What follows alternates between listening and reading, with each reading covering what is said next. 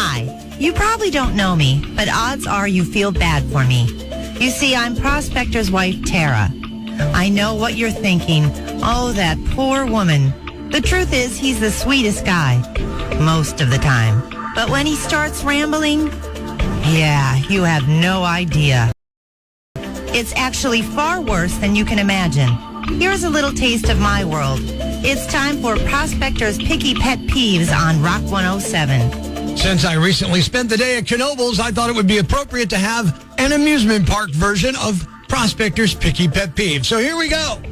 Number one, people who insist on taking their kids on rides or attractions that the kids really don't want to go on. They don't want to be there. You see the parents yelling at their kids because they don't want to do something that's obviously terrifying the child. Hey, that's like child abuse. Maybe, just maybe, you don't go on it this time. You come to the park next time you can get a sitter and do it yourself, yam bag. Seriously? Saving spots in line. And this one's tricky, because if you're saving a spot so your husband can take John to the John, that's cool. I get it. But if you're holding a spot in line for 36 teenage yam bags, the ones you came with, so that they can go get an ice cream instead of waiting for the ride, then I want you all to fall out of the roller coaster when it hits the upside down part of the loop. Nobody cares. And lastly, I've whined about this stuff in malls, grocery stores, and really anywhere where people are crowded together. But for Pete's sake, can you people not stop in the middle of a path to check the map or deal with the kid in the stroller or simply talk to the rest of your party? Other people exist in this park and in the world in general. Step to the side and let others by, or better yet, use one of the millions of benches that are all over the park. Really? You think that was bad? Try living with him. Love you, honey. Mean it. Breaking the news that's already broken. It's time for Prospector's Briefs on Rock 107. Someone hacked Elmo's X account and posted anti-Semitic content. Likewise, someone hacked Kanye's X account and asked kids to tickle him. There are two wildfires at the north rim of the Grand Canyon. Speaking of burning rims, I'm making a Taco Bell run for lunch. Anybody want? Tom Petty's Malibu estate is on the market. The asking price is $16 million. So unless you're rich, don't come around here no more. Prospector ruins everything, even the news. Tune in tomorrow for Prospector's Briefs on Rock 107.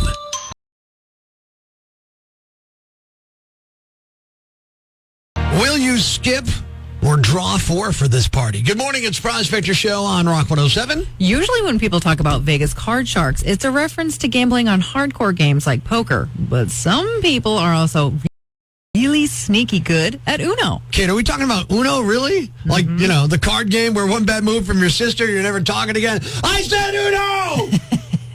The game your cousin cheated at during Christmas till you toss mashed potatoes in his face? That's the game we're talking about? The Palms Casino Resort just opened the first ever Uno social club in Las Vegas. All right, so now it's in a casino. Like, what's next? Candyland slot machine? Come on, Lollipop Lane. Daddy needs a new pair of shoes. I'm picturing this place. You walk in, it's all like the fancy Uno decors. Like, oh, it's a giant wild car on the wall. Oh, good deal. I'm feeling yellow tonight.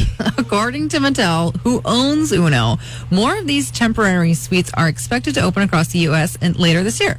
Okay, Mattel's like, we're going to take this nationwide. I can't even get my family to agree on the rules. You can't stack draw twos. Yes, you can. No, you can't. Yes, you can. Uncle Bob's hiding a reverse card under the table so nobody sees him like he's some kind of magician. It's just not right.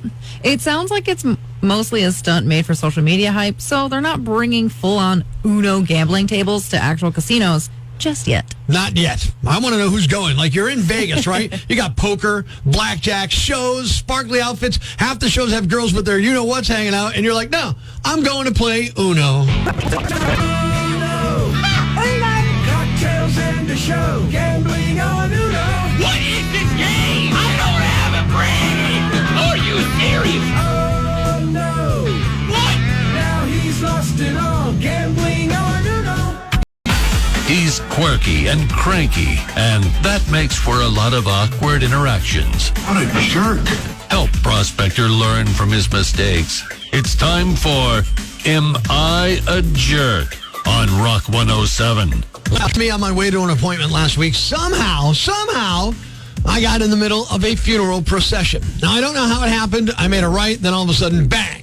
I'm in the line with a bunch of cars with flashers, magnetic signs, and I thought, I should pull over. But then I thought, well, wait a second. I could ride this out, not stop at a traffic light, rolling it for a little bit. So, yeah, I rolled through a stop sign or two with the funeral procession, stayed in line for about 8 blocks. Then I made a right to get to the appointment I was heading to and showed up a little bit early. Does that make me a jerk? That's what we need to find out this morning, Kate. Well, Donna from your Facebook says, yeah, to drive in a funeral procession, it's immoral and wrong. You should have waited. Patience is a virtue. All right, let's go to the Rock lines, find out what anything anyone has to say about this. Am I a jerk? Rock 107. Yeah, Prospector. Definitely you got to be a jerk on this one. So getting in that procession and riding it for a couple blocks, jerk move, huh? Oh, absolutely. Heading to Open Mic on the Rock 107 app, a free download for your iPhone or Android where you can message right to the studio. Am I a jerk? All right, Prospector. You definitely don't have support on this one. Riding it out in a funeral procession, disrespectful, definitely makes you a jerk. A little bit of yam bag and a couple of other things. Some other words to add into that. Good to know. Oh, got a text. A text from Melissa. Well, you got in on accident, so not a jerk. But you didn't do anything on purpose or anything. Okay, so far so good on that one. Yeah, I don't know, though. Well, PJ from your Twitter said you're not a jerk. No inconvenience or hardship was inflicted. By the way, you have my permission in advance to ride in my funeral procession. I'll take you up on that one, dude. Got one Open Mic on the Rock 107 app. Am I a jerk? Absolutely not a jerk. I do it every chance I get. It's like driving down the highway and there's a traffic jam and the state trooper rolls by with his lights going on. You get behind him and you cut through all the traffic. Not a jerk. I'm getting it a little 50-50 here now. I thought it was going to go piling on the one way. We'll see. Getting back the other here. Russ from our Instagram said, genius level move. Intentional or not, you're not a jerk. You're a genius. Daphne, not a jerk, texting into the Rock lines. There's no hurry for them anymore. Diabolical. Oh, my goodness. That one, even though she's with me, makes me feel like I might actually be a jerk after reading that. Oh, gosh. Corey from our TikTok said, accidentally getting caught in the procession, not a jerk. It was an accident. But riding it out until you got where you were going, that's the jerk move. All right, on the Rock lines, Pete and Wilkes-Barre waiting to tell me if I'm a jerk or not. What do you think? I feel you're a jerk. I mean, it was an accident when I started. Is that part okay? And then I became a jerk? Tell me what you think. It happened at my mom's funeral. Somebody was a jerk. All right, good to know. I'm feeling like it's getting me killed here. And Caroline from your Facebook says, yeah, it didn't matter. It was an accident. You weren't a jerk then, but then you realized that and kept going. That was disrespectful and selfish. And the question today of, am I a jerk for inadvertently getting caught in a funeral procession, but then deciding to ride it out and beat some traffic lights and stop signs to get where I was going quicker? According to you, Northeast PA, by a slimmer margin than I thought it was going to be. But yes, I am a jerk. Side of Prospector on Rock 107. Maybe you're like me and you've been playing places like Pine Hills and Sand Springs for 37 years and you never did this. A woman near Calgary went golfing for the first time and got a hole-in-one. It happened on her fourth hole, her first ever par 3. She was playing from the forward tees, hit a driver 99 yards, and it went in. Easy game, right? Thanks. We needed that. The brighter side. It's now time to announce the winner of Prospector's Jam Bag of the Day, as decided by you at rock107.com. We uncover the most baffling, ridiculous, pathetic, cockeyed, laughable, preposterous blunders in the world of misdeeds. Nominee number 1. We see lots of stories about people trying to sneak into the U.S. from Cuba. The reverse, a little less common. A 63-year-old Texan, Floyd Devassier, faces charges for stealing a boat in Key West and taking it to Cuba.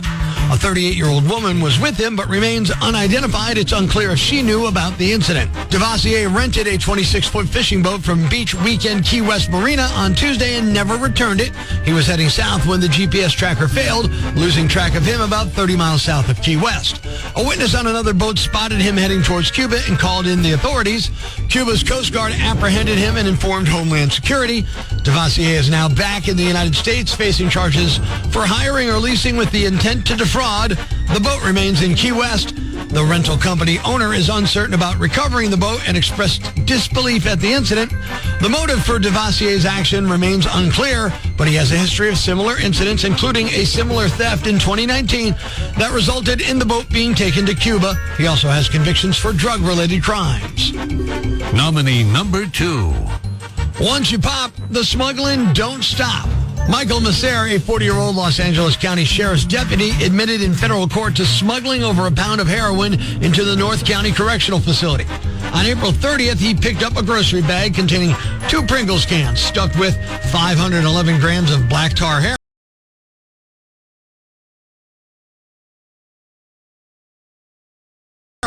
and $15,000 in cash at a gas station. He placed the cans in the patrol car's trunk, but investigators, already tailing him, seized the drugs, the cash, and his handgun, badge, and ID once they stopped the vehicle.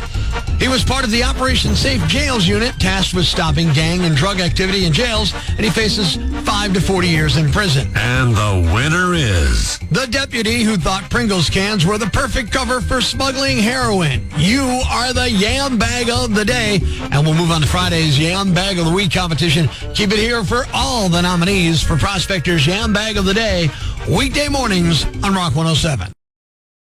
Thanks for listening to Prospector's Prime Cuts podcast. Be sure to catch us live weekdays from 5:30 to 10 a.m. on Rock 107 or online at rock107.com or the Rock 107 app, a free download for your Android or iPhone.